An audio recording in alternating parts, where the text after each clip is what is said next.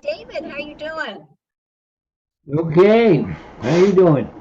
Yeah, so far so good. And we have Jeff. So we do not expect to have Ed, and we do not expect to have Connor. Although we might have Connor by 7 o'clock, but we're not going to have Connor at 6:30. So I'm just making a couple of notes here.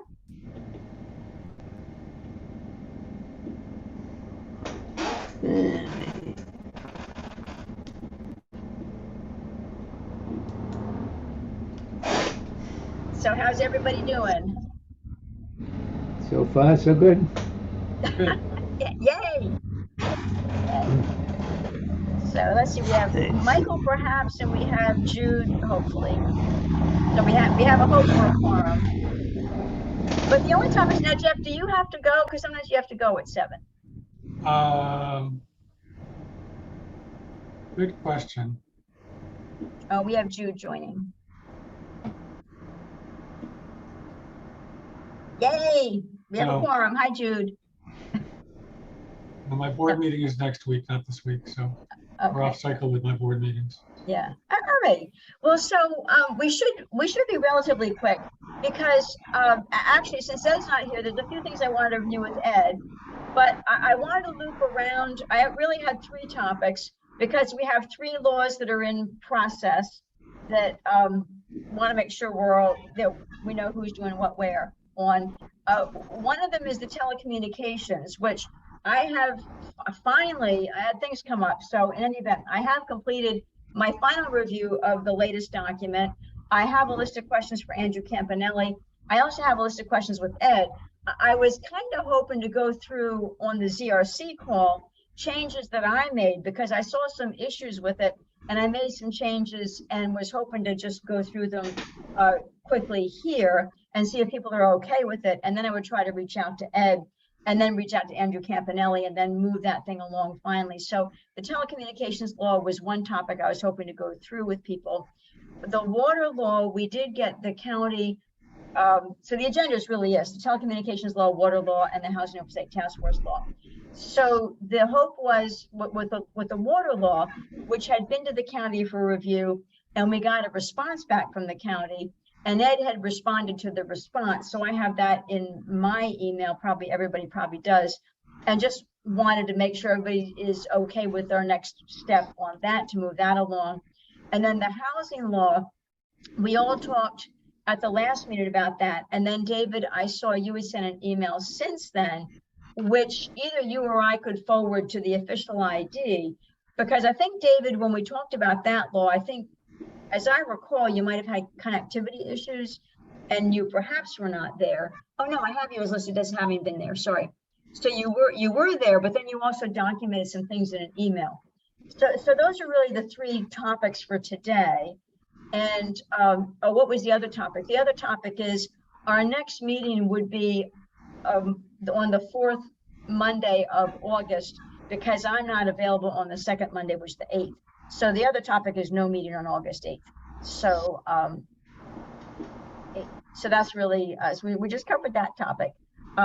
So I don't have a written agenda, and it's been a little crazy for me juggling everything that's had to be juggled. So sorry for not getting an agenda out. But I did get minutes out from our meeting from 2 weeks ago, which was good because that was our official response for the ZRC to the Housing Oversight Task Force.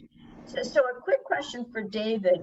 Since David, you had sent an email with some Housing Oversight Task Force concerns, did you want me as the chair to forward those to the Housing Oversight Task Force and have that be included in our responses, or what was your hope, David? Because Well, I guess you asked me what I thought, and I hadn't.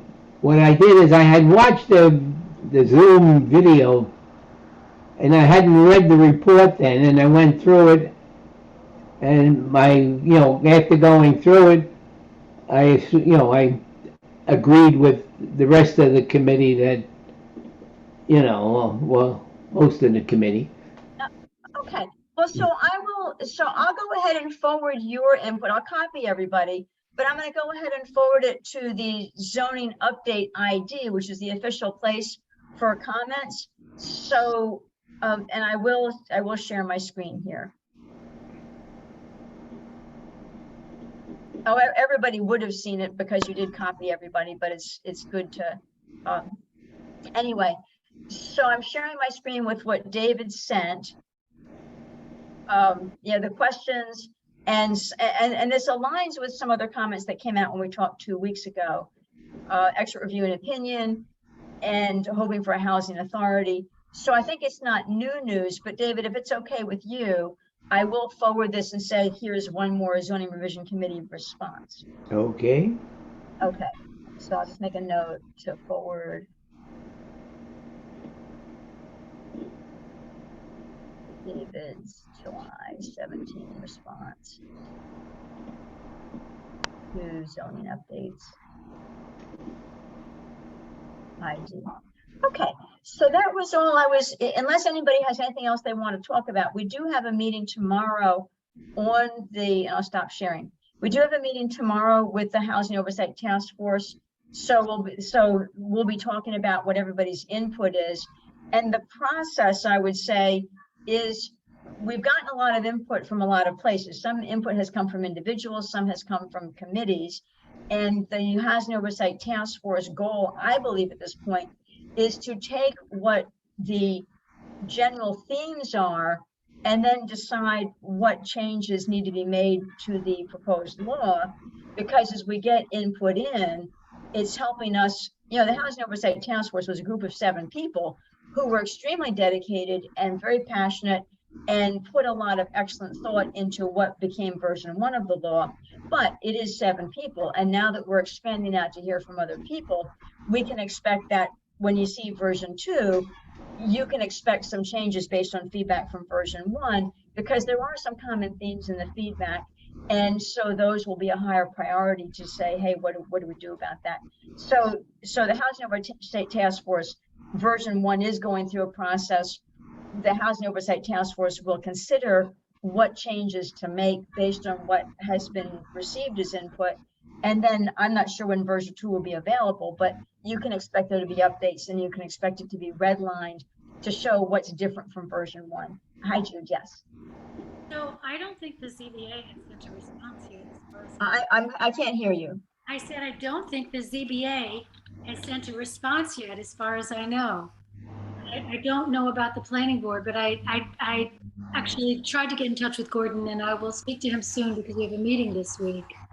My understanding, what I've heard, and I heard this at the town board meeting, would have been this past Tuesday, was that, well, the planning board had asked for their planner for them to get, because everybody, there is a town budget for a lot of things, but then Bill McKenna asked that people go through him before you spend the budget on things.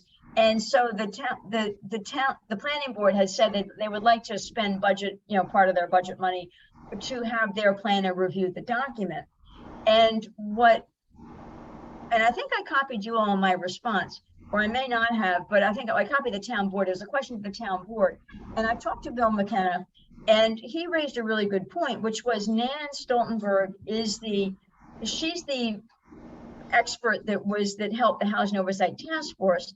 And instead of the planning board, and then I think the ZBA was going to do this as well, instead of the planning board going to their planner next, invite Nan, the planner who worked with the group of 7 on the Housing Oversight Task Force proposed law, invite Nan into a planning board meeting to do the education of, if they had questions, understand it better. And I heard that Nan was going to meet with the planning board, and I heard that Nan would also be meeting with the ZBA. I don't know if it was going to be in the same session. So what I heard was the planning board and the ZBA were going to start by having Nan come in and doing some deep dive discussions of things that were on their mind, and that would be their step 1. And I certainly agree, because when version 2 comes out, everybody will be asked to look at that. And then at some point, there'll be the official 45-day review that the planning board gets. And so I understand, from having been on the planning board and knowing how good their planner is, I understand completely why the planning board would like their planner to be giving his opinions and input and guidance. I fully understand that. The question is, what's the most efficient way to do that? And I do think that the most efficient way is having Nan, who fully knows the law and doesn't have to study it to know it, because she, wrote most of it, if not all of it, and we all gave input. But I think it's most efficient for Nan to do the first set of education to the planning board and the ZBA. But I certainly understand why the planning board wants their planner in. And so I think when we get past this first session, let's see what's needed, because I get it why they would want their guy to look at it and say, here's what it means and all that. I get it. So once we get an estimate for what that costs, I certainly would be looking at, hey, Well, basically you're asking Nan to look at her own work, which is not, I think, what people had in mind. But I also think that she's not a local. And I think, from my perspective, I would like somebody who knows our community. Right. And that's why I think, in my opinion, that's why I think it's important. I see the reasons why the planning board wants their own planner, but I think right now people are still getting educated on the law. Nan will certainly be able to educate people on the law and what things mean in the law. I think this first phase, in my opinion, some education is needed to understand it better. And yes, I agree that it makes sense. And honestly, what somebody said to me is, oh, you got Nan, who's a professional, you got Matt Rudikoff, who's a planning board's professional. They're not going to agree. And my response to that is, well, if they don't agree, we really want to understand where are the differences and resolve those. So I certainly get it. I do think it makes sense. Again, the purpose, in my view, of Nan meeting with the planning board and the ZBA is to help educate what's in there, how it got there, why it got there. And I think once everybody has a greater level of education, I think then it makes sense to have Matt come in and say, here's what it means to Woodstock. So I think I'm aligning with you today. I see a great value to that because Matt's a Woodstock person. He understands Woodstock. He's the planning board's planner. But I do think it'll be most efficient to help people get a greater level of education by working with Nan right now. But we're not done yet. We got version 1. We know version 2 is coming. What's going to be the version that everybody formally reviews? Because right now all reviews are informal. What will be the formal level reviewed? And I certainly think that Matt Rudikoff belongs in the mix along the line. What about Ed's suggestion that someone who's an expert in housing, housing, look at some communities that have been successful at that? What about somebody like that looking at it? Because ultimately, the goal is to get there, and I think a lot of us aren't sure this is going to get us where we want to be. I think that's the point of the education of what Nan can provide. I understand. You know what, Jeff, I actually understand I understand where she's coming from, but I don't think it applies to our community. Anyway, we don't need to get into it back and forth. I just wanted to bring that up because I know it was a conversation. Right. So, but when you say see what other communities are doing, that's exactly. Well, Ed had mentioned, some housing authorities perhaps talk to some that have successfully created. I think he mentioned it at our last meeting. To have them review it and see how, what they have done to create this. I understand that in some communities, maybe 5-10 years ago, this could have been a really good plan. Right now, I don't see it, and I don't see it for Woodstock. I think there's a lot of places you could say this would never work, and we could look to communities that exist now, and you can see what happens when the density has increased. It hasn't created anything affordable. It's just created more density. So anyway, I'll stop there, but I just wanted to mention, I know the ZBA has not sent an official response. I haven't had a chance to talk to Gordon, so I will check with him this week. So what I would ask, again, what I would ask, because Nan is a professional who knows what other communities are doing, and that's why we got Nan. So I hear you, and I think that the right answer, like I said, is at this moment in time for people to work with Nan to understand better what's behind the law, who else is doing it these ways. She is highly acclaimed because she got some award. I don't know if it's an award or what was that, but she, I've seen her credentials. yeah, her credentials are, yeah, so her credentials are excellent. But I think, but again, I think the phase we're in now is the education phase. And I think all your questions are excellent. But I do think having Nan work with the planning board and the ZBA right now to give both boards the benefit of her expertise is step one. And then I think coming on to say, okay, I've heard what she's had to say, and I still have these issues, questions, concerns. I want to get to them, and I don't want to ignore them. But I do think having Nan come to those boards right now is the right next step.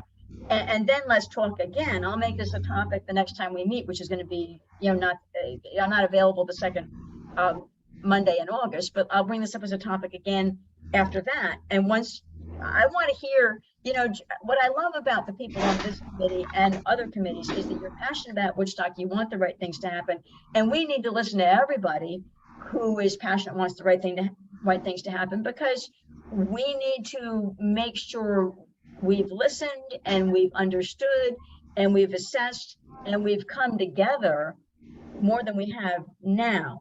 I have said, at some point, I'm a town board member. I will vote on the proposed law. We're not far enough along in the communications for me to vote yes. Even though I'm part of the Housing Oversight Task Force, and it may upset people to say, she's been part of the task force for the last 9 months. She's not a yes vote yet. We're in a communication phase where we need to educate, communicate, and after all that, you still have passionate concerns.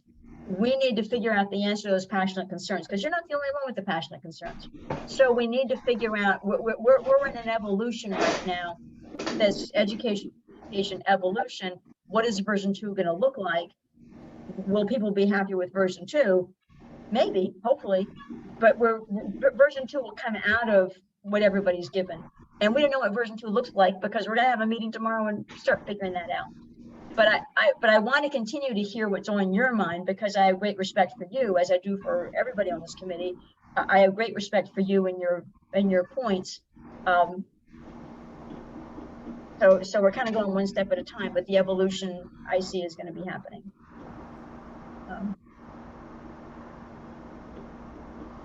Okay. So anybody else want to say anything about the Housing Oversight Task Force? Okay. And we'll be talking about it again. So, okay. The water law, let me go back and just find that. I've got to find 2 things, and I don't often like to share my screen when I'm looking for things.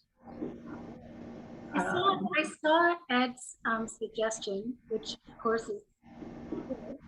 I was wondering, does that affect the map in any way? The flood, the 100-year flood? Let me pull up the other. I'm just getting them both up and we can look at them. Okay, so I'm going to share my screen again. So this is the county. There were 2 documents in the county response. One of them said no county input. Yay! So that's a good news thing. Very nice. State received. Oh, sorry, that was a different item. Cultural facility and library to the use table. Although Jeff, you're going to care about this because we're adding library to the use table as well as defining them, and county said no impact. So hey, yay! That was to the change in the library. So that's cool. So if we look at the wellhead protection, okay, what did they say? The town is proposing a new overlay district and accompanying regulations to protect the aquifer located between the hamlet of Bearsville to the hamlet of Woodstock. Following information was received. Recommendation advisory. Commends the town on this proposal, creates higher standards for development within the overlay district. Regular pumping inspections of existing septic tanks, prohibits uses that would have potential to cause harm. Advisory comment. So I didn't say it was an issue or a requirement, but it's a comment.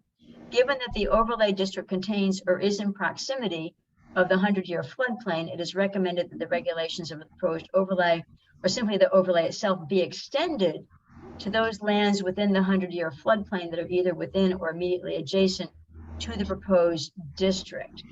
Well, if anything is within the district, the regulations would extend to them by definition. Extend to the land within the 100-year floodplain. So that may be a question for Judy Kerman. The 100-year floodplain is larger area, different and larger area than what they're talking about. What he's suggesting in this recommendation is that they extend the overlay district to include all of the floodplain. An example of the floodplain is the front portion of the library is in 100-year floodplain, 100-year floodplain. It's not in the current water overlay district. So this recommendation is to extend it to include everything in the 100-year floodplain, which is a much larger area than was currently covered by the proposed overlay. I don't know where that is, and I'd like to see where that is before I would be okay with extending it to 100-year floodplain. Yeah, and I think I'm reading this differently a little bit from how you're reading it, because it's saying the overlay itself be extended to those lands within the 100-year floodplain that are either within or immediately adjacent to the proposed district. So in my view, this isn't necessarily saying include everybody in the 100-year floodplain, but see of the district proposed, see who is in the floodplain and do another expansion. And immediately adjacent, meaning extending it out from anything that connects, any 100-year floodplain that connects to the flood, to the existing overlay they want to add to the overlay. That's what their suggestion is. Okay, so that's how you read it. To the contiguous 100-year floodplain that has any portion of that connects to the overlay. That's a much larger area than we initially proposed, and I think it changes significantly. And again, I don't have a map in front of me. I don't know where the floodplain goes to, but it changes that size significantly. And I thought that we had looked at the location and where to have this overlay be, and we very carefully, after many months and years, because this is like a 9-year project, Yeah, where it should be. longer than that. And changing it now may take it another 9 years. I'd rather just get what's there and get it done, personally. Maybe ask, I don't remember his last name, but Steve, who was your Winkley. Yeah, maybe run it by him and see what his take on that is. It makes sense because things are flooding a lot more than they used to, and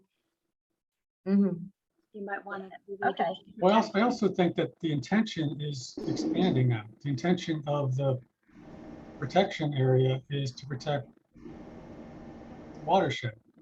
If someone's not in the watershed, then why are we now extending it? Right? I would say, so again, if we're not, if This it's is water, a watershed protection thing, right? So water, Right. it's a wellhead protection overlay. If there's areas that are not relevant to the wellhead protection overlay area, why are they included in it?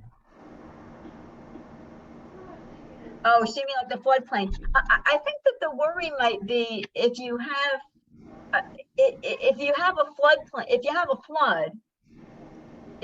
flood and people are doing things, if people in the overlay district are doing things, you know, they're protected, there's certain things they can't do. And if people on the property next door that's not in the overlay district, but they're in the floodplain, if they are doing things that would be prohibited if they were in the floodplain, and then you get a flood, the water is probably going to take whatever the neighbors did that's not permitted. And because of the flood, the water, you know, you get water and things get, you know, swished around and go everywhere. So that would be, but I think so I think that this is going to take some more thinking. And let me just, because Ed, let me just go back to what Ed said. I sent him possible text. There we go. The planning board suggestion add language apply also to properties in the 100-year floodplain can be easily accomplished. Add a sentence to the effect that the provisions shall apply to all properties. Well, we could add a, he's saying add a sentence. So Ed's saying we could add a sentence that says, go do what they say. So I think that this is going to take a little more, I'm going to stop sharing. So I may reconvene the group of 7 and ask what they think. Okay, county. I think it's more important to get this done, not to let, I'd hate to see this go back to the drawing board and have it take another significant amount of time to get done, because we got to get it done. And I don't know how significant it is to worry about, oh, my neighbor may have had a gas can in his yard and I got a flood. And I mean, it's But if your neighbor had some gas in his gas can in his yard and there was a flood, that gas is likely to be in your yard because the flood, the flood waters are going to swish everything around. I mean, a lot of scenarios that you could come up with, someone just driving down the road and they dump gas all over the road. I mean, there's lots of things too. So right. Well, I think I'm on the side of let's get this thing passed because it's been a long, long time. Well, it has, and they also made a comment. It wasn't like you must do this. It was a recommendation, but it didn't sound like they wanted. But I think it's a fair question. I think I want to ask Judy Kerman to give me a quick map of the 100-year floodplain as it overlays and just see what exactly we're looking at. So I think it's worth. I agree with you, Jeff. I don't want to hold it up for another like 9 years, but I think that I will ask Judy Kerman for a map of the 100-year floodplain and just see what it looks like. Yeah. So she's pretty quick with maps. So plain overlaid. One water district. Okay. Alrighty. So I should ask Judy. In the interest of not having it drag out another 9 years or even another 9 months, I think it's worth it to ask a couple of questions and just see what it would look like. And try to move that along. So Steve, because he's your water expert, right? What was that? Steve, yeah, he's an expert. And that's well, I think step one is asking Judy for a map, and I think step two is then once we have a little more information, ask Steve Winkley his thoughts on it. I think that makes excellent sense. So okay, all right. So the third thing, and I'm not sure how much. I'll review it with you all because you're all here. I think I need to review with Ed because he would know. He's most involved in the telecommunications law. But I want to bring up, let me bring it up here. There are a couple of things that I did add, and I just want people's opinions, if you're willing to give me some opinions. And I'm going to take it from the top. So the latest level and what happened, speaking of things that have been languishing, admittedly, this has been languishing a little bit. And I wanted to make sure I read every word of it. I wound up getting COVID and that threw me off for a bit. And I did have some travel plans that travel has already happened. And I did those. I did travel and now I'm back. And then, of course, the Housing Oversight Task Force we had that date that we had to meet for that, and then that happened. So I do want to wrap this up and get it moving along. But so I did look at everything. I did try to resolve issues that people had seen so far. Some of these things you'll see are just typos and they're minor, but I'll show you everything. I'll try to quickly show you everything that I have in here. This is just that one's just a typo, so we'll go quickly past that. There are certainly some things that are more meaty than the early typos. So one thing that was brought up, and I think Ed brought it up, and I'll try to get with Ed offline and just go through and get his input and then get with Andrew Campanelli and then resolve it. But I think it was Ed that had brought up, there is something, when you have the definition of the small wireless facility, that there was a question of something called strand mounted antenna that are actually on a wire. It's not actually on a pole. And should we be including that in the law?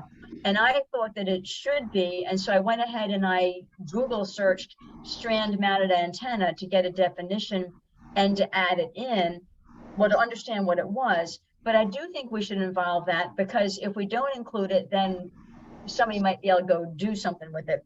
So I did research it and say that it should be included as small wireless facility. I wanted to get Ed's opinion of whether he thought that was the right answer, and I want to get Andrew Campanelli's opinion. So anyway, I just wanted to make the note that strand mounted, I put to the small wireless facilities to say, yes, I've included that to see if anybody says no, but for now that's in the draft. And then this is the definition that I Googled. And so I took Google on, whenever you Google, you get more than one version of something. I read a couple of versions of it and I put what I thought made sense. Again, small wireless antenna and equipment attached directly to the wire, that is the metal strand hanging between two utility poles, similar in size to cable operators equipment placed on the aerial fiber. These small cells increase network density, provide an additional capacity to surrounding area, similar to other small cell sites. So I thought it made sense to include this to make sure that that's covered as well. So I did add that, and there is a note here to ask Andrew Campanelli to approve the definition and make sure that it's right, and that, so I'm saying we do include it and I will review this with Ed in particular, as well as Andrew Campanelli. Any questions or worries about that? Makes sense. What was that, Jude? I said it makes sense. Makes sense. Okay, thank you. Thank you. Okay, so I'm going to continue on up. Oh, the other thing, and the main reason that I held up moving this along was because when I read it, the definition of tolling or tolled, which is, there's a page break here. So anyway, the tolling tolled is up at the top, but here's the definition. The thing that when I was reading that there's 4 types of applications. You've got small facility and not a small facility, small wireless facility and things that are not small wireless. And for small and not small, you can either have attached to existing or build new. So those are the 4 things: small, existing, not small, existing, small, new, not small. Anyway, small, existing, not small, existing, small, new, and not small, new are the 4 types.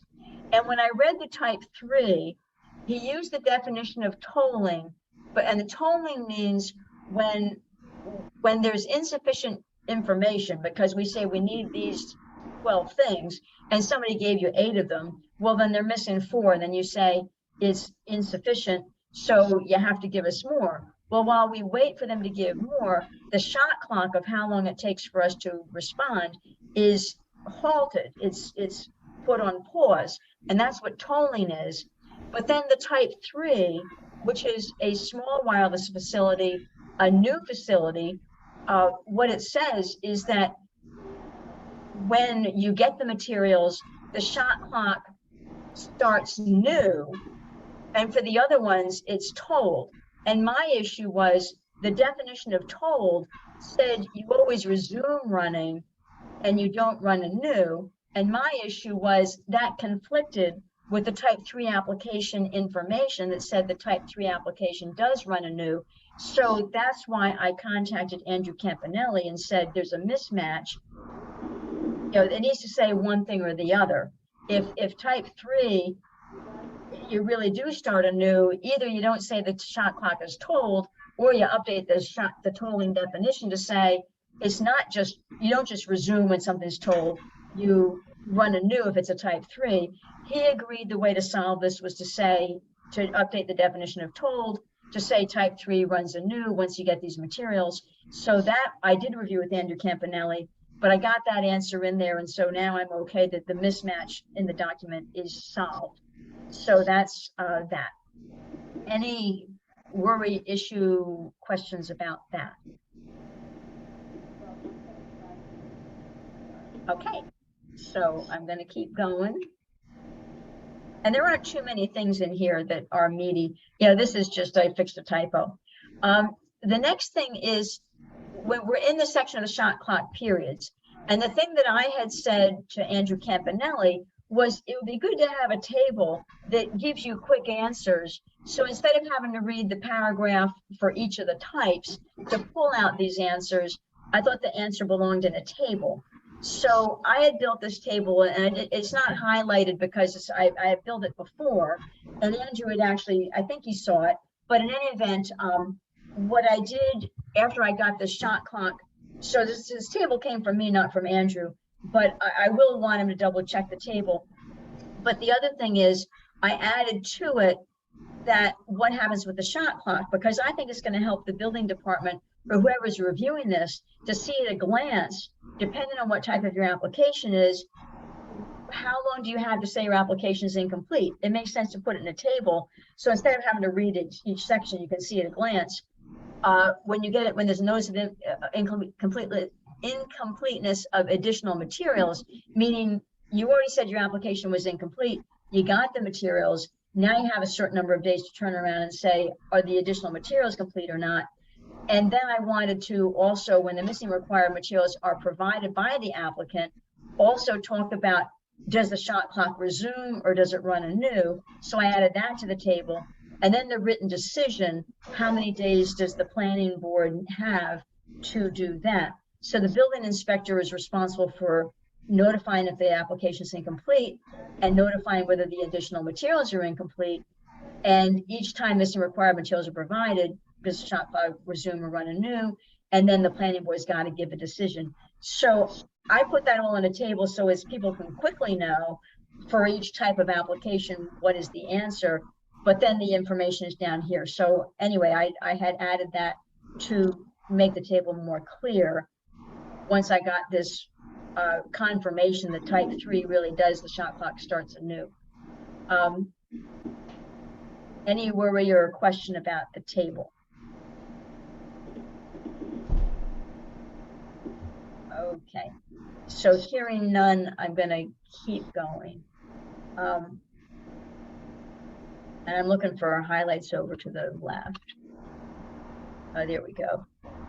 Yeah, and there is one, I just made sure once I confirmed, and I forget what section this is. Yeah, shot clock, tolls, extensions, whatever.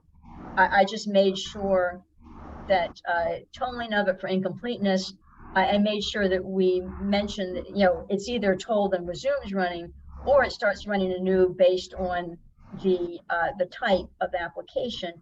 And I made sure that was clearly listed in there once I had clarified it with Andrew Campanelli. So I think we're pretty good on that. And I just italicized. So I done some update on that section, which is just making sure everything matches and fits together.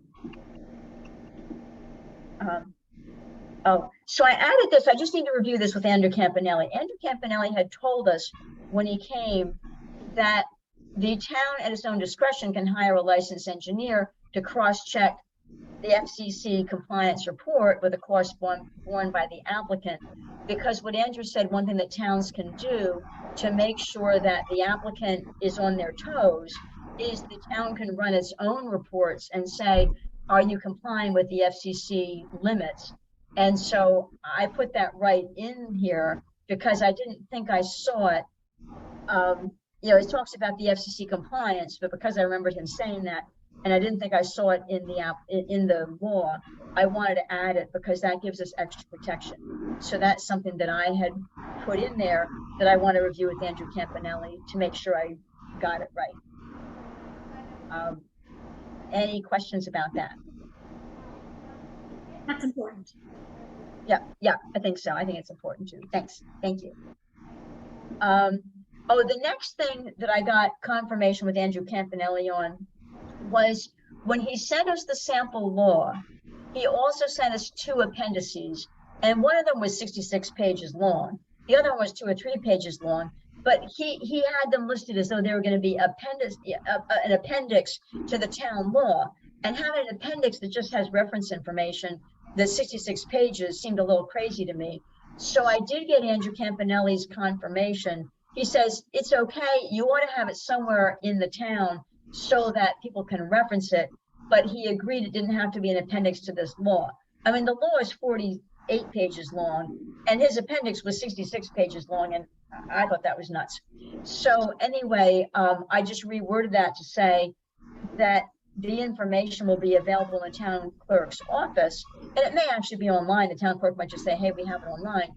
But the idea is he sent us 2 appendices. The idea is take them both, probably put them online, information that came with this law, and have it online as reference. So I said that instead of saying this part of this chapter, no, it's 66 pages long. It'll be available in the Woodstock town clerk's office, and it may in fact just be something online somebody can reference. But the town clerk would tell you where it is. So I got approval from, and that was Ed Sanders' idea, and I got approval from Andrew to handle it that way. But I want to review it with Andrew just to make sure, you know, and everything I haven't read, I'm showing you, I want to share with Andrew and also Ed. I'm gonna keep going. So if anybody has an issue, I think I just added a period there. I mean, that was certainly pretty minor. But I'm really trying to make sure I talk about things that are more major. Oh, I just added here when they talk about the applicant advising the public of a public hearing and prior to the date of it, shall file an affidavit of mailing attesting who they were mailed to. I thought they ought to include the date of the mailing because you were supposed to get it, you know, in a certain period of time, so they know about it. They can't get it like the day before. They can't be mailed the day before, and they didn't get it till after the hearing. So I thought the date of the mailing should be included and the content of the notices. So I just added date of the mailings. I'll review that to Andrew. I want to review everything with Andrew because he wrote this law, and I want to make sure I didn't add something that makes sense to me that he may see there's some reason not to do it. So we're up to page 30 or 48 pages, so we're doing well. Oh, he mentioned the town comptroller. We haven't got one of those. After audit of approval of itemized vouchers, the board approves the vouchers. They review the vouchers, and the board is the town board is who votes. Then the town may make payments from the deposited funds for services. Anyway, we don't have a comptroller. We have a board. I corrected that. One question on that, because it has the word audit. You guys don't audit your vouchers, do you? Yeah, we audit the vouchers because that's what we do on the second business meeting. The second meeting of every month is the business meeting. And all the town board members go in and review every voucher. We sign every one. And so signing it just says that we saw it. But if we agree with the voucher, then in the business meeting itself, there's always a resolution in every business meeting, one business meeting per month, that says pay the bills. I think the word audit means more than just that. I think the word audit means something legal and official, and I think you might want to take the word audit out. Well, let me just finish. Because when he's saying audit, at the same time he's saying comptroller, that sounds like an official audit to me. And you guys don't go through that level of audit. The comptroller goes through audits like that, but I don't think you guys necessarily do. With Andrew.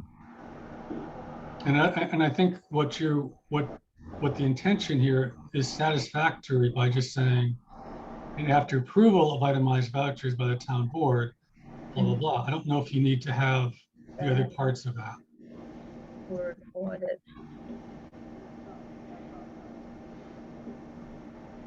Here are the. I just think audit's a tricky legal word in this situation. Right, thank you. Right. I was time for an audit for a legal. Okay. I was sent for a legal audit that is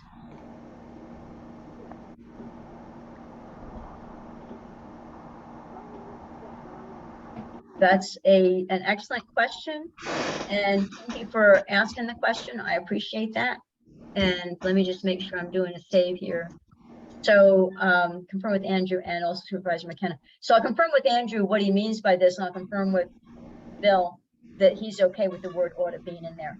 So that's excellent. Thank you. Mm-hmm. Anything else before we move forward on this? I just add, can we just delete the word audit? Because that's really the hope.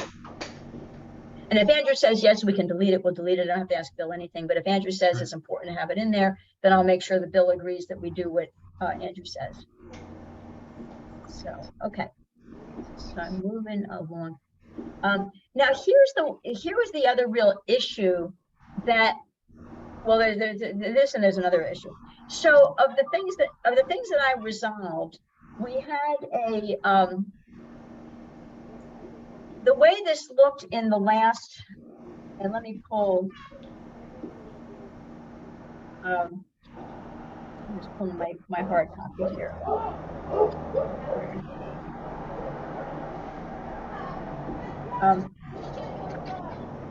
So under setback requirements, we had a bunch of underlines where we hadn't figured it out because we had said, and let me do setback requirements. So we had a bunch of stuff that were blanks that we had never filled in. And so I just put my own thinking into how to fill in the blanks, because what we had said, what had said, well, we had talked about 300 feet. I guess my worry here, and we'll get into the other area where it needed some thinking, but the worry here was the way it said before, if you're going to add a facility on a pre-existing pole. So anyway, let me read it from the top, number A. Within all residentially zoned and other districts, all small wireless facilities shall be set back a minimum of 300 feet from any residential dwelling or structure,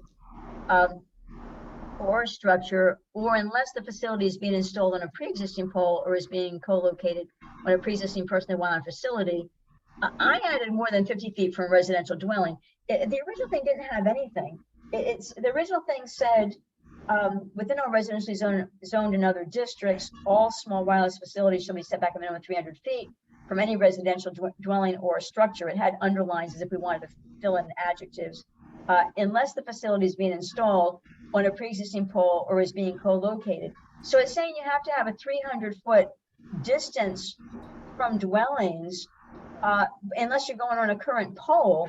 But utility poles in Woodstock are like right next to dwellings. So I thought we ought to at least put a number of feet. If you're going on an existing pole, you shouldn't be able to put it anywhere you want. You want to still have some number of feet from a dwelling. So I think you're misreading this a little bit. I may be. Yeah, that's why I'm showing it to you to get your opinion. Okay, so if you have a pole that does not have anything on it, right, that's the minimum of 300 feet, blah, blah, blah. 300 feet, yes. Or unless it's being installed on a pre-existing utility pole. So if it's a pre-existing utility pole, it doesn't need to be 300 feet. Or is being co-located upon a pre-existing personal wireless service facility, which it's already got one there. So it already has one there, so you can put a second one there. So you're saying that part of it's saying. okay. So the way it did read, it just says if it's got to be 300 feet unless it's on a pre-existing pole, or unless it's on a pre-existing personal wireless service facility, or being co-located on a pre-existing utility. But it says if it's on a pre-existing utility pole, or is being co-located on a pre-existing personal wireless service facility. So maybe, so if it's already on a existing personal wireless service facility, maybe there doesn't have to be any feet. But if you're trying to put it on a pre-existing utility pole that does not already have a personal wireless service facility, shouldn't we put something in there? You need to have some distance if it's on a utility pole that does not already have a personal wireless service. I agree that you probably should put something in there, but I think that more than 50 feet goes with the pre-existing utility pole, not with a pre-existing personal wireless service facility, maybe. Gotcha. Okay. Okay, so let me do it. The sentence itself should probably be restructured because it's really confusing. Right. I mean, at this point, there are no pre-existing, right? No, but yeah, once one comes in though, then. Right, so I think you have to be clear. You have to be clear about, the pole is already there where it can go. Yeah. I'm gonna try my best to fix this. Okay, so within all residentially zoned and other districts, all wireless facilities shall be set back from the residential structure. Almost like, maybe even a semicolon there, frankly, because it's a strong break. Yeah, right. Okay. It's almost like a second bullet item. Yeah, okay. Or if the facility, well, let me try something. Unless the facility is being installed on a pre-existing utility pole, and with. I would say, or a minimum, just use the same language as before. to, or unless the facility is 300 feet from being installed. I think you put the 50 feet earlier in the sentence. Why would a new one be 300 feet and an existing pole be 50 feet? Well, it's not an existing pole. Well, that's a good. Because it's not like you only have one pole to choose from, right? I mean, if it's too close to a residence, I'm sure you could find a pole that wasn't. I think this had to do with the problem, say, in some of the more less dense and more dense areas, like in Bearsville or in town or things like that. So I don't know. It just seems like that's the only place where you're going to have trouble locating it a distance away from a residence. Anywhere else, just go to another pole and you most likely are. Okay, so I've kind of changed it around, and I don't think I did what either of you said. I'm really trying to focus on it. So now that it's looking like, now that A is looking like this, tell me what I ought to do to A now that I kind of switched it around. So we're within our residential zone. Okay, so and I don't even know why it says within our residentially zoned in other districts, because you're including everybody. So so why not just say all smileless? I don't even know why we need this, actually.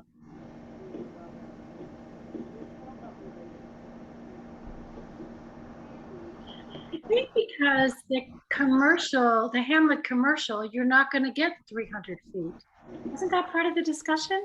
But if it says within all residentially zoned and other districts, then you're including everybody. Yeah. You're including everybody anyway. Right. Within all, where there's residentially zoned or another district, you're including everybody. Right. So I would just say all small wireless facilities shall be set back a minimum of 300 feet from any residential dwelling or structure, unless the facility is being installed upon a pre-existing utility pole, in which case the wireless facility shall be set back a minimum of 50 feet from a residential dwelling. Semicolon. Or unless it is being co-located on a pre-existing personal wireless facility, which it doesn't, and I haven't really said what you do in that case, but I think we're saying it's okay. It's okay. That's what, if it's already there, then you can add another one, is what that's saying. And I don't like what Jude said. Is the question I have too is, do we need to include the unlesses at all? Maybe there's some legal reason we need to include those, like that you can't. What? I'm sorry, do we need to include what? Maybe there's some legal reason that must be included, that unless the facility is installed in a pre-existing whatever. I mean, maybe we can't be. I guess the first question is why are there exceptions to the 300 feet?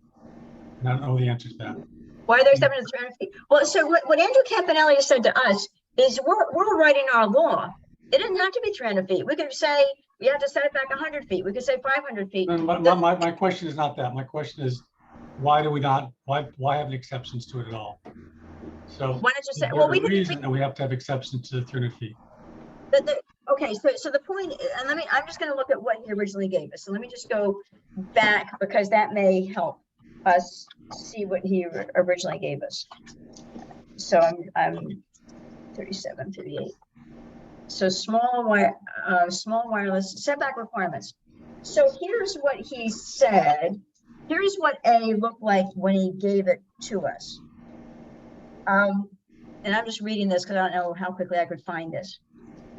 It said, well, first of all, he was picking on neighborhood commercial and light industrial, and we don't want to pick on them because they have residences all around them. Right. Yeah, he had said within neighborhood commercial and light industrial districts, the minimum setback should be 50 feet unless the facility is being installed on a pre-existing utility pole or other utility structure. And then he went on to say within, and this is what looks like our number A. Yeah. Within all residentially zoned and other districts, all small wireless facilities should be set back a minimum of 300 feet from any residential dwelling or structure, unless the facility is being installed on a pre-existing utility pole or is being located on a pre-existing personal wireless service facility. So I scrapped his A, which was saying, hey, you can do what you want in neighborhood, commercial, and light industrial. You don't have much restriction at all. I scrapped that because we want to treat them like everybody else. So I just kept what he had, which said, within all residentially zoned and other districts, which again, you're including everybody, so why even say that? All small wireless facilities should be set back a minimum of 300 feet from any residential dwelling or structure, unless the facility is being installed in a pre-existing utility pole or co-located on a pre-existing personal wireless service facility. I'm saying, if I lived in the hamlet of Woodstock and I was living next to a telephone pole, I wouldn't want some wireless service facility right next to my bedroom window, which is right next to the telephone pole. I think that we ought to say something. We ought to put something in there. I think what happened with this is, I think, initially he had two clauses there. One was light industrial and neighborhood commercial. And then that was the 50 feet. Yeah. And then you took that out, which I agree with, taking that out. And then what's left is in this, within all residential zoned in other districts, that used to apply because it used to discount because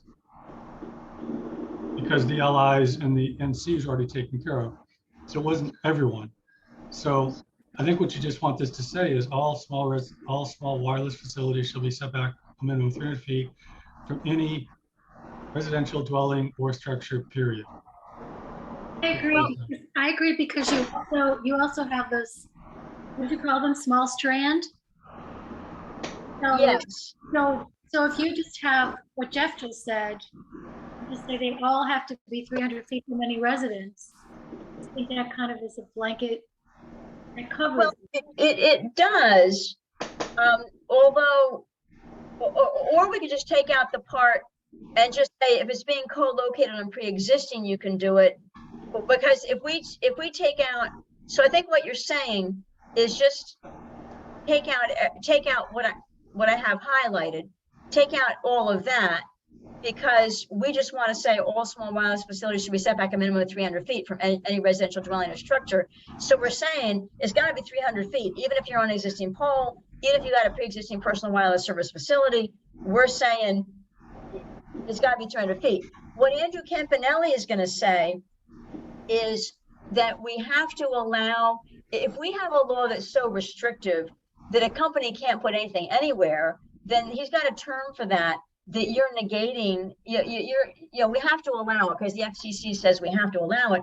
We can pick how we allow it, but if our law says they can't do anything anywhere because our law has made it so restrictive that by the time you're done with our law, you can't put anything anywhere, then that's illegal and they can win a court case.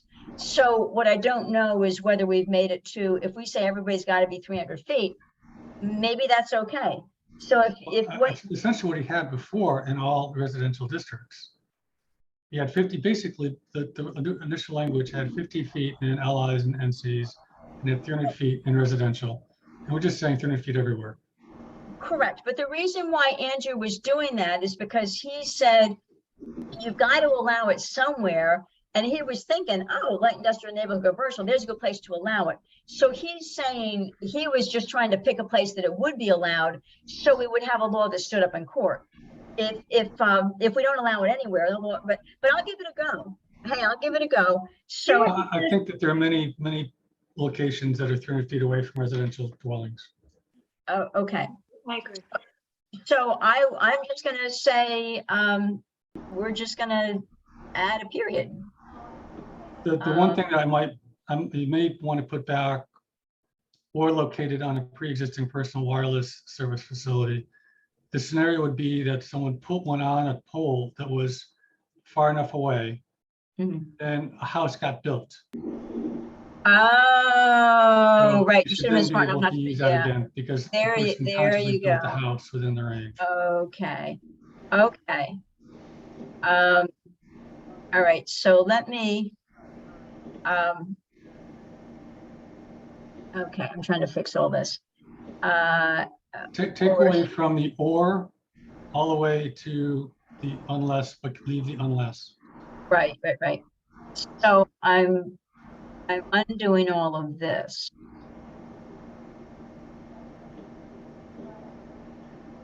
unless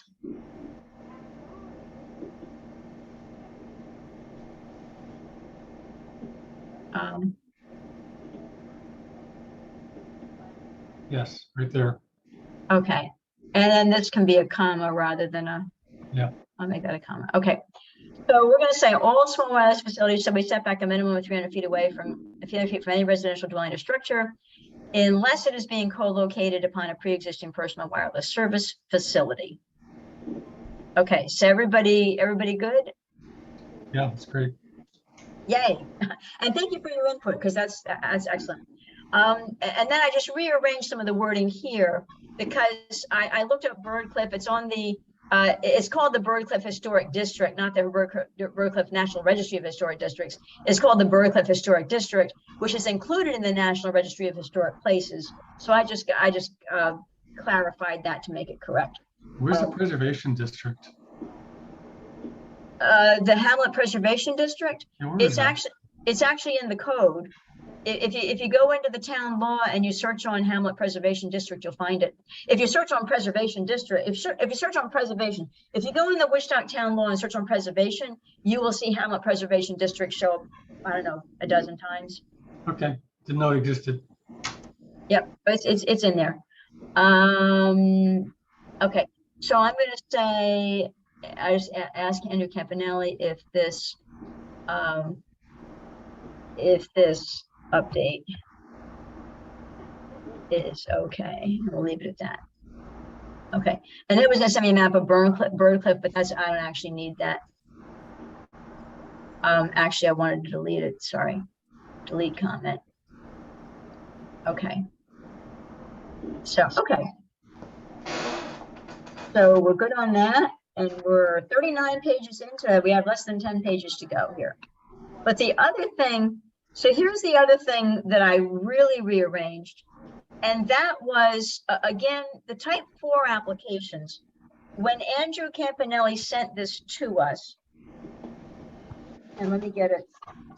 Yeah, this is in the section called Use Restrictions and Variances. And I'm flipping over to my notes because I kind of summarized what he said. Let me go back. Okay. So under use restrictions and variances, again, type 1 is a small facility on an existing pole. And what he said, if it's in a residential district, it needs an SUP. So that's what he said about type 1. What he said about type 2, which is you're going to co-locate non-small wireless facility. And then he said all districts need an SUP. I'm actually kind of thinking, and I didn't already do this, but I'm actually kind of thinking maybe the type 1 ought to be need an SUP also. And then he said type 3, all districts need an SUP. And then in type 4, he said we're going to permit it in NC1, NC2, and LI. Permitted, no SUP, we're going to permit it. And we'd all say, yeah, we all threw up all over that in a previous meeting. So I didn't want those words to stand. And you can see the words there because I crossed them out. This is a permitted use in NC1, NC2, and light industrial, will not need a use variance, will require a special use permit and area variance if the proposed facility does not meet height limitations and other setback requirements. So this is saying permitted as long as you're within the height and the setback. And no, that's not what we all agreed. We all agreed you're not going to treat that any different. So what I did is type 4 applications seeking approval that are not shall be a prohibited use. So what he said is if you're NC1, NC2, or light industrial, you are permitted, and the SUP only comes into play at certain times if you're going to not do your setback, etc. And he's saying for type 2, then it's prohibited everywhere else. Well, we need to allow it. We're not going to pick on NC1 and light industrial, but we have to allow it somewhere. So I couldn't just say, yeah, you're prohibited all these places. What I did is I referenced the current law to see, well, where is it allowed today? Because we'll allow it in the same places. And so what I did is, I referenced the law. And when you go into the current law, this is pretty much what it said, that you need a special use permit to be permitted, but it's only, the large towers are permitted today, but they're only permitted in those portions of HC, NC R3, R5, and R8 outside of scenic overlay, and provided the proposed facility will not have an undue adverse effect. And I pulled these words right out of the current law because we have to allow it somewhere. And what Andrew was going to do is allow it in NC1, NC2, and Hamlet Commercial. We all said, no, you're right in the middle of a residential district. So no, that's not right. And so I worded it to match what it says today, that it's permitted in portions of HC, NC, R3, R5, and R8 outside of scenic overlay, provided that it will not have undue adverse impact on historic resources, scenic views, residential property values, and or natural or man-made resources, and provided that any personal wireless service proposed in the Hamlet Commercial NC shall not include the construction of a tower. So all that I pulled from the current law, and I just did that like 2 hours ago. 3 hours ago, I was saying, well, what do we do? Because we said we didn't want, we're not just going to go allow it in Hamlet Commercial NC1, NC2. It's right next to residences. I just said, well, I think the best thing we can do is make it align with what we do today. And again, that's the change that I made. Is there any R8 that's not in the scenic overlay? Yes. There is? Okay. Lower down. Okay. Lower down. Yeah. I have a question. Where's the tower today? I mean, is that not in the scenic overlay? Well, you see, there's a good, I mean, I thought that the tower today was on California Quarry Road, and I don't know if it's in the scenic overlay. I know what the zoning law says, and that's what we're looking at, but I don't know. I don't think that's high enough. Oddly enough, right? It's 1,200 feet. I don't know that that's 1,200 feet. I mean, the question I have too is, look, I have cell service, but when I go to the west part of the town, I don't have cell service. I don't know how those people get it, and how they're going to get it without a tower and scenic overlay. But I mean, maybe that's the way they want it to be. I don't know. Well, so that's where the small wireless facilities come in. Okay. Right? I mean, that makes the most sense, and probably from a financial point of view, probably makes the most financial sense. Yeah. So now the other question before I forget. So the way this was written up, the type 1, and it says no use variance required, but it says special use permit requiring the applicant if it's in a residentially zoned. I'm kind of thinking everything ought to have a special use permit, so I'm not sure if it's sitting well with me that type 1 doesn't require a special use permit. So I might almost want type 1 and type 3. Isn't type 1 a co-location? It's already been approved for that spot. Oh, well, there you go. You're right about that. You're adding it. Yeah, you're adding it. Yeah, co-locate. You're right about that. Okay. So you're comfortable with it only requiring special use if it's residentially zoned. But then the Hamlet Commercial and the light industrial, the people that are living in those districts are going to be a little upset. So, I mean, we could. I don't know. Oh, okay, I see what you're saying. Co-location. Because it says in any residentially zoned shall be a special permit use. Yeah, I mean, I have no problem with special use permits being necessary for everything. I really don't. I just that's right. So I'm not sure how to change that language to do that. I would just say applications for co-location small facility. I just delete these.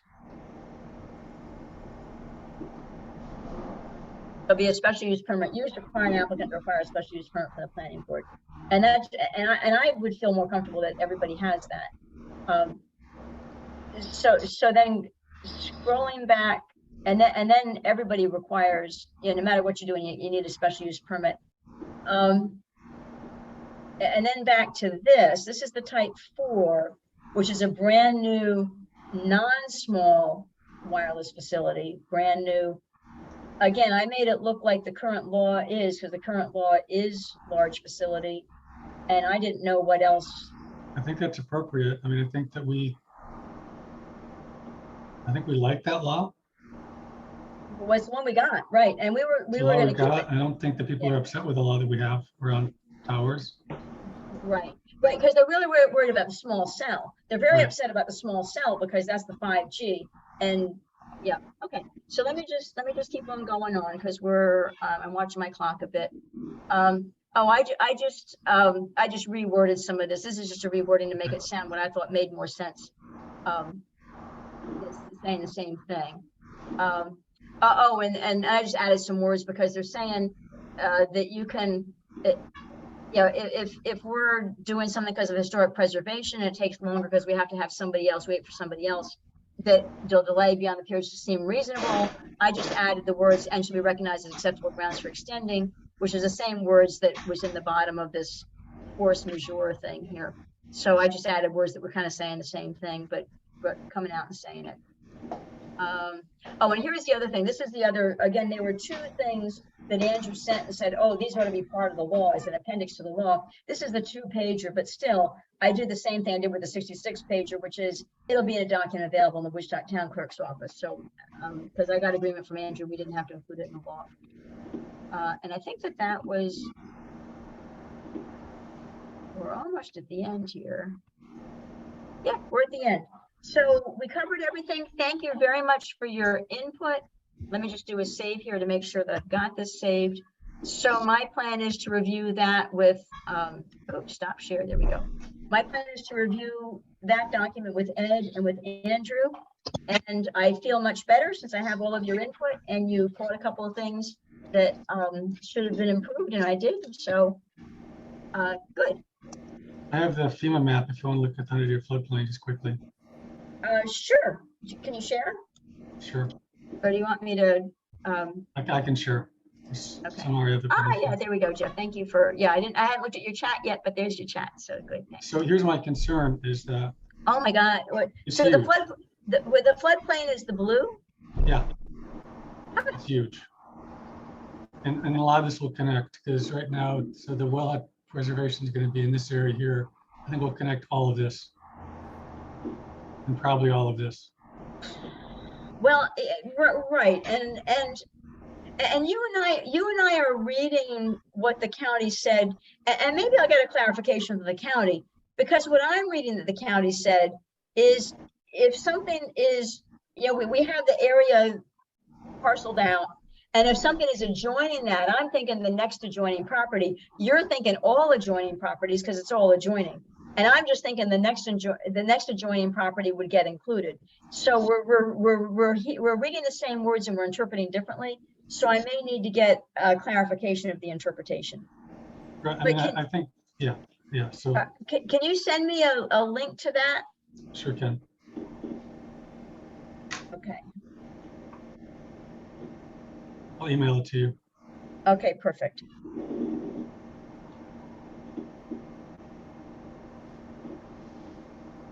I'm just making my notes here. Update.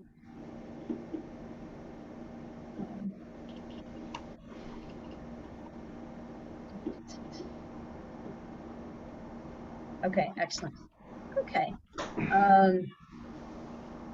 Okay, Jeff, send email. Let me just make my note here. With 30, with 100-year. Okay, excellent. Okay, well, I thank all of you. We had a quorum, we had a meeting, reviewed important things, got excellent input. I appreciate everybody's, everything that everybody had to say on all of our topics. Thank you very much. Do I have a, does anybody want to approve the agenda? Sure. So I can have it. Make a motion to approve the agenda. Yay, Jeff. Yay, Jude, second. Yay. Do I have a motion to it? And all in favor? Yay. Do I have a do we have an emotion? Anything else anybody wants to say before we adjourn?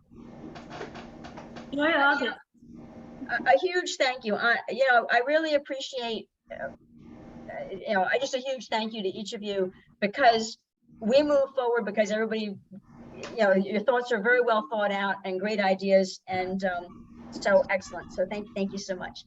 Okay. Thank you, Laura. You do a lot of work. It's great.